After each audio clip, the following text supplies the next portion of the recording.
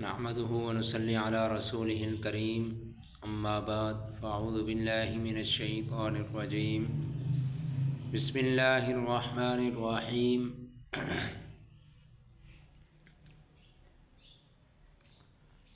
الذي جعل لكم الأرض فراشا والسماء بناء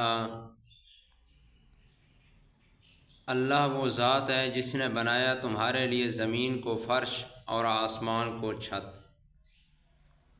اس سے پہلے اللہ رب العزت کی صفت خلق کا تذکرہ تھا۔ یا ایھا الناس اعبدوا ربکم الذی خلقکم والذین من قبلکم،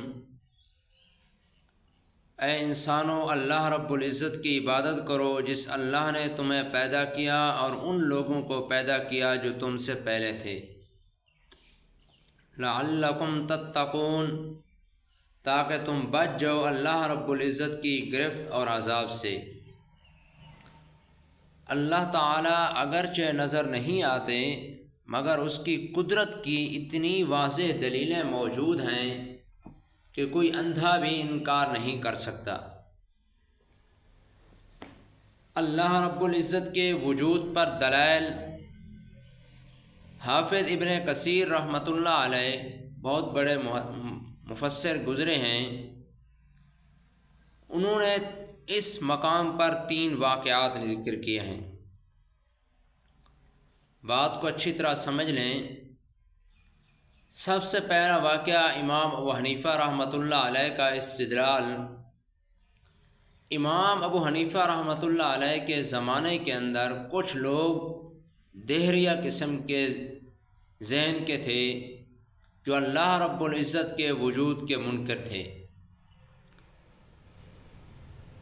لوگوں نے امام ابو حنیفہ رحمۃ اللہ علیہ سے کہا کہ کچھ لوگ ہیں جو اللہ رب العزت کے وجود کے منکر ہیں، آپ آئیں ان سے مناظرہ کریں۔ امام ابو حنیفہ رحمۃ اللہ علیہ نے کہا ٹھیک ہے۔ امام ابو حنیفہ رحمۃ اللہ علیہ جب گئے، راستے میں دریا تھا، دریا کو عبور کیا، وہاں پہنچے، ان کو کہا کہ میں دریا پہ پہنچا، وہاں کشتی موجود نہیں تھی۔ لوگ درخت کھڑا تھا وہ کٹ گیا، اس سے تختے بن گئے، پھر کشتی تیار ہو گئی، وہ کشتی دریا میں آ گئی، میں اس پر سوار ہو کر پھر آپ کے پاس پہنچا ہوں۔ لوگوں نے کہا، جو دہریہ قسم کا ذہن رکھنے والے لوگ تھے، انہوں نے کہا کہ ہم نے آپ کا بڑا نام سنا تھا، آپ صاحب علم ہیں، امام اعظم ہیں، آپ اس طرح کی باتیں کر رہے ہیں کہ درخت خود بخود کٹ گیا، تختے بن گئے، کشتی تیار ہو گئی، یہ ہم نہیں مان سکتے، یہ کیسے ہو سکتا ہے؟ تو امام ابو حنیفہ رحمۃ اللہ علیہ نے کہا بس ہم مناظرہ جیت گئے، یہی تو اصل بات تھی کہ یہ جو نظام قدرت ہے، آسمان ہے، زمین ہے، چاند ہے، سورج ہیں، ستارے ہیں، کیا یہ اتنا بڑا نظام خود بخود چل رہا ہے؟ اس کا بنانے والا کوئی نہیں ہے؟ تو ان لوگوں کو بات سمجھ آ گئی۔ حافظ ابن کثیر رحمۃ اللہ علیہ فرماتے ہیں فَأَسْلَمُوا عَلَى يَدَيْهِ، پس وہ سارے کے سارے امام ابو حنیفہ رحمۃ اللہ علیہ کے ہاتھ پر مسلمان ہو گئے۔ مولانا روم رحمۃ اللہ علیہ فرماتے ہیں کہ کوئی چیز خود بخود چیز نہیں بن سکتی اور کوئی لوہا خود بخود تلوار نہیں بن سکتا، بلکہ بنانے والا بناتا ہے تو بنتی ہے۔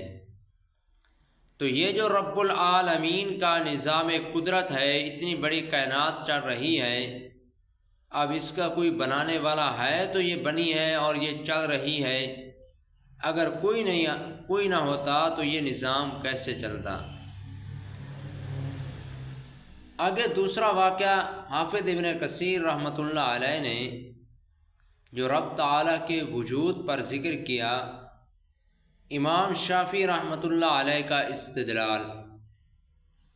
امام شافعی رحمۃ اللہ علیہ کا واقعہ حافظ ابن کثیر نے نقل کیا، فرماتے ہیں کہ امام شافعی رحمۃ اللہ علیہ سے کسی نے سوال کیا کہ اللہ تعالیٰ کے وجود پر تمہارے پاس کیا دلیل ہے؟ امام شافعی رحمۃ اللہ علیہ نے فرمایا کہ یہ جو شہتوت کا درخت ہے اس کے پتے کو ریشم والے کیڑے کھاتے ہیں تو ان کے جسموں سے ریشم کے دھاگے نکلتے ہیں،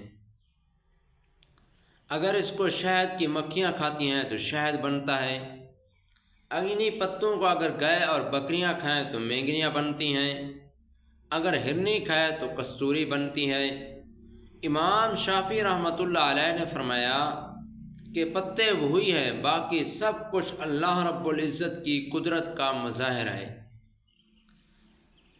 تیسرا واقعہ جو حافظ ابن کثیر رحمۃ اللہ علیہ نے رب تعالیٰ کے وجود پر ذکر کیا وہ امام احمد ابن حنبل رحمۃ اللہ علیہ کا استدلال۔ امام احمد ابن حنبل رحمۃ اللہ علیہ سے کسی نے سوال کیا کہ اللہ کے وجود پر تمہارے پاس کیا دلیل ہے؟ امام احمد بن حنبل رحمۃ اللہ علیہ نے فرمایا کہ ایک قلعہ ہے، نہ تو کوئی اس کا دروازہ ہے نہ کھڑکی ہے، اوپر سے چاندی ہے اندر سونا ہے، پس اچانک اس کی دیوار پھٹتی ہے تو اس سے ایک جانور نکلتا ہے پیاری سی آواز والا، جو دیکھتا بھی ہے اور سنتا بھی ہے۔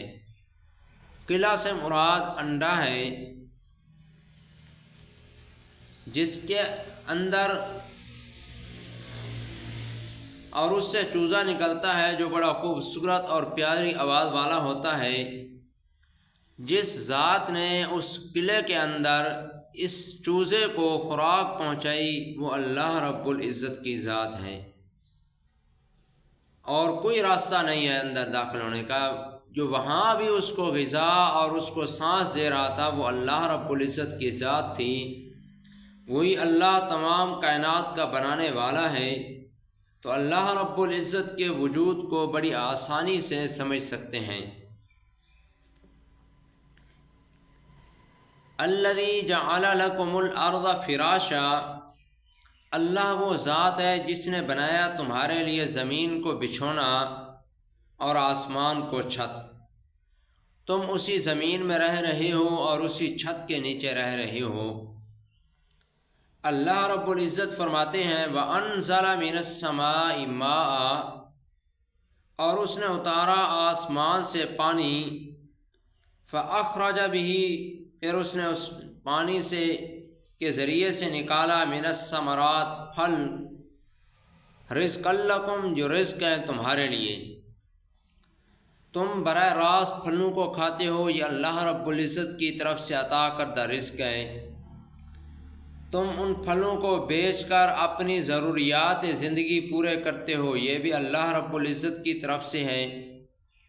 یہ تمام انتظام کرنے والا کون ہے؟ زمین آسمان کس نے بنائے؟ بارش کس نے نازل کی؟ پھر اس بارش کے ذریعے سے پھل کس نے زمین سے نکالے؟ روزی کا انتظام کس نے کیا؟ یہ سارا کچھ کرنے والی ذات اللہ رب العزت کی ذات ہے۔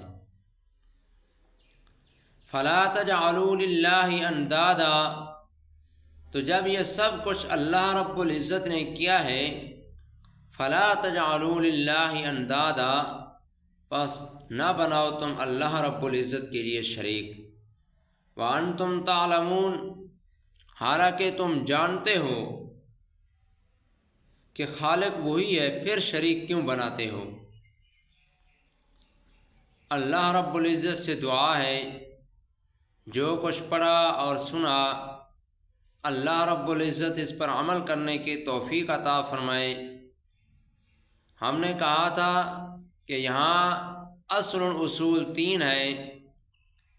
سب سے پہلے توحید، اور اس کے بعد رسالت، اور اس کے بعد قیامت۔ تو آج کے درس میں اور گزشتہ کل جو درس تھا اس کے اندر توحید کو بیان کیا گیا۔ آیت نمبر 21 اور 22 کے اندر، سورۃ البقرہ آیت نمبر 21 اور 22 کے اندر اللہ رب العزت نے توحید کو بیان کیا، آگے اللہ رب العزت رسالت کو بیان فرما رہے ہیں۔ دعا ہے اللہ رب العزت سے کہ جو کچھ پڑھا اور سنا اس پر عمل کرنے کی توفیق عطا فرمائے۔ بقیہ انشاءاللہ رسالت کا مسئلہ اگلے درس کے اندر۔